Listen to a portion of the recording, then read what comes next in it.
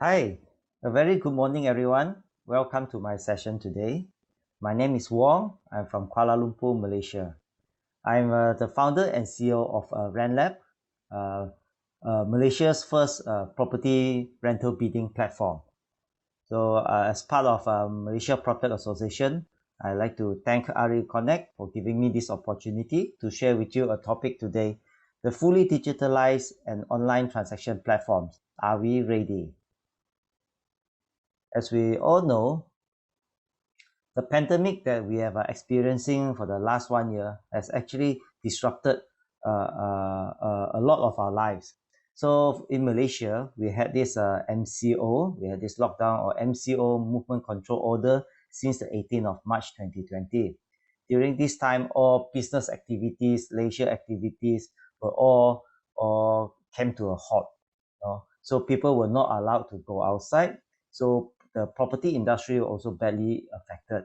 So the developers, sales gallery were closed, lawyer firms were closed. So there was no transactions. People were not allowed to go out to view properties. So whether it's for buying or for selling, for rental. So this was actually having a bad effect to the whole property industry. However, with the rise of proptech and technology, we saw the first ever virtual launching of a project in Malaysia last year as well. And the real estate agents has also been using technology to close more deals, more sales and rental deals through the use of remote video conferencing as well as 360 virtual tours, for example. So this pandemic has actually accelerated or give a technology a proptech a push. You know, people say in 5 years in advance.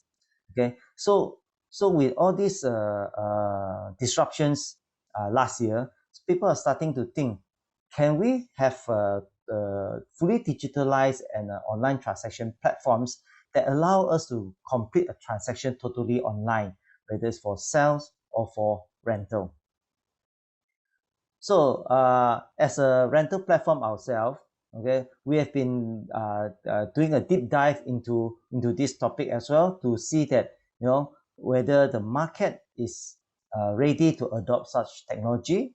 Are they comfortable in using technology to complete a transaction totally online or even virtually, and whether the technology and the tools are there to support such activities, and also the stakeholders, are they comfortable and also have the skill sets to provide this and support this sort of platforms. So hopefully by the end of this session, we'll be able to answer this question: are we ready? So let's start. So first of all, any users who come to an online platform, they will be hoping to get property informations through the website, right, through the portal. So accuracy is very, very important for them. Imagine if one comes into a portal and find that, oh, the photo showing the property is a old photo, is not correct, or the description is cut and paste from other sources. The size is wrong, the location or the location pin on the Google map is wrong. The condition, whether the property is fully furnished or unfurnished, is giving us misleading information. And the price, the asking rental, the terms and condition associated with the sale or the rental is not clearly stated. So the how can a investor or a potential tenant make a good decision based on that? So therefore we found that as a solution provider, as a technology provider, as a platform, we need to ensure that the property information that is being listed online are accurate and up to date. So there's also a question saying that, hey, is there a need to do verification? So for our platform, what we have done is that we have also put online verification, what to call this, a verified token to show that if any property has been physically verified, to make sure the information are true, then this will give the confidence to the user of the platform. Next, a user or buyer will also love to see some historical data. How much was a property in the similar location, similar size, or similar condition transacted. So as a rental, for the last 1 month, 3 months, 6 months, 1 year, and so. However, currently we found that a lot of this data are manually stored, okay, and also stored in silo. So some of this data could be from government or from other real estate agencies or from other real estate consulting firms, okay, but they are all scattered around, are all in silo. So it's very difficult to gather all this data, and therefore we need to find a way to actually gather all this data, digitalize it, and make it easily available and accessible for everyone. And through this vast information, once we have this big data, then we'll be able to collect, also to analyze the data to see the trend of the property market or the sale of a certain type of property, as well as to do certain predictions on the future market. So how about real-time data? So it will be even much better if this real data can be sourced in real time. This will actually help us in a lot, give us a lot of help in doing the prediction and the accuracy of the prediction and analysis.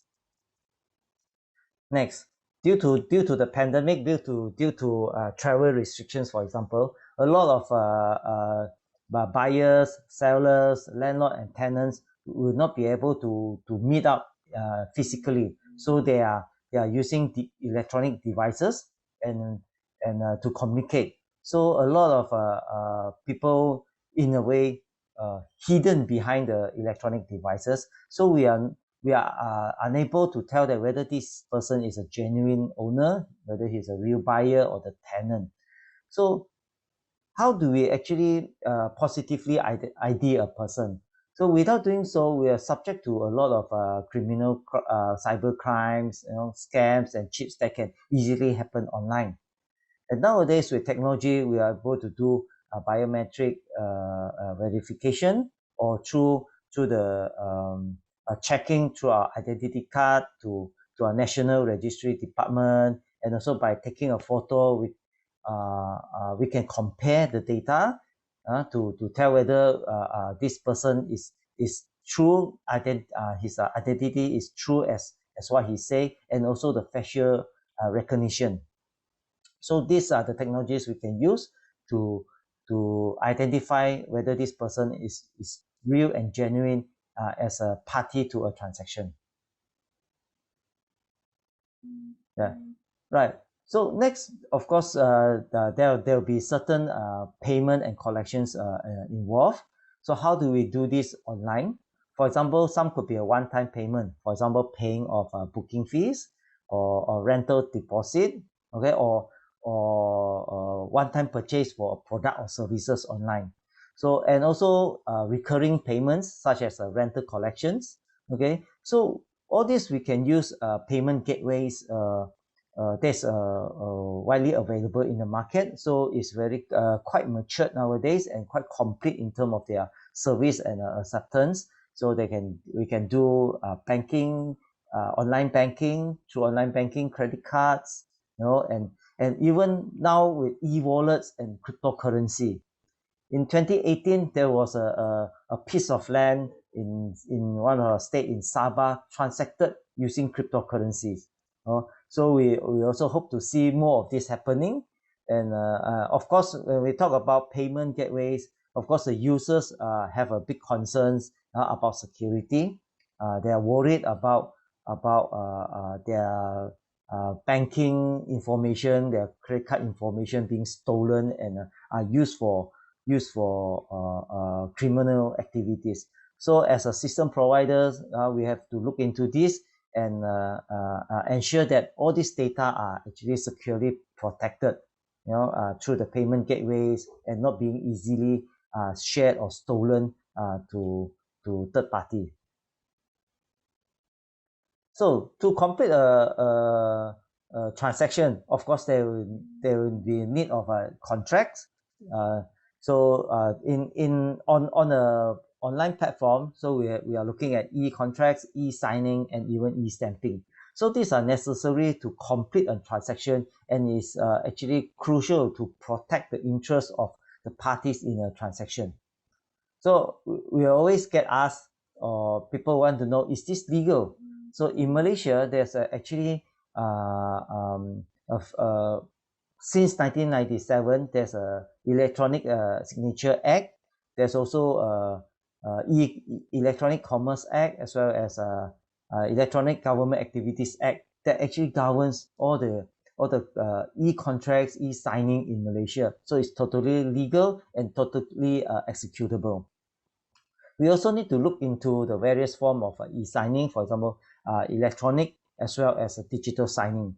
So digital signing would give a better protection and also be able to give a very detailed digital audit trail with timestamp saying that, okay, when the contract was produced, who looked at it, who and when it was signed. So this is also important, and to ensure the safety and legality of the document. And also, last but not least, of course, how the document or how this e-contract is stored is also very important, because it must be stored in remote places, which cannot be easily accessed, tampered, or edited, or stolen by other parties. So questions they will ask, oh, is e-stamping e-contract is going to replace lawyer? I think no, because a lot of owners and tenants, sometimes they still prefer the service of a lawyer to help them draft contracts, especially when there are certain special terms and conditions that they like to put into the contract. Well, feedback from the market is also some of the users also find it not a complete solution is available in the market. For example, if a buyer were to go into a portal, they look at they search for property, they find that the property is interesting, they're interested to purchase a property, they still have to pick up the phone, they call the real estate agent, drive across town to visit the property and do the viewing physically. Then they might have to issue a check, make a booking payment, sign letter of offers, and then only to be presented to the landlord or for the seller for their final acceptance.